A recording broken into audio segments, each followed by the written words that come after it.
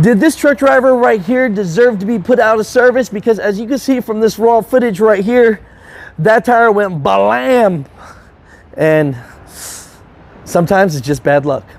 What's going on, mother truckers? I want to talk about this situation right here and what you guys really think about it, right?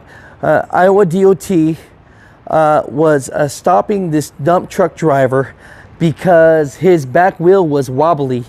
And as he was pulling him over, that's when that tire just went bloom. You know, my sound effects aren't that great. But definitely this truck driver was put out of service. And Iowa DOT says that you got to do your pre-trip inspections. Mother truckers, comment down below on this.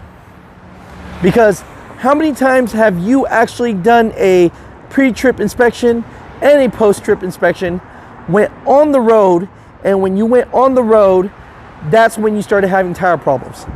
I'm not making any excuses for this dump truck driver, but what I am saying is, with all the hazardous things that are on the road, it's really hard to tell when this tire situation happened.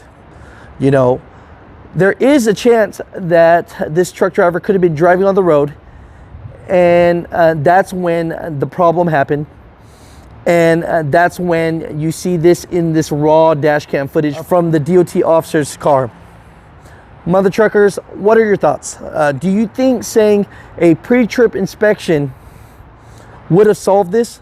Or have you, in your experience, had tire issues after you already did your pre-trip and drove for the day?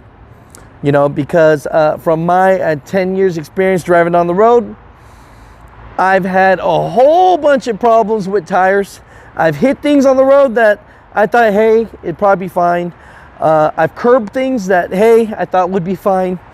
But I have had issues on the road, and it was after I already did my pre-trip and everything was okay. Mother truckers, comment down below.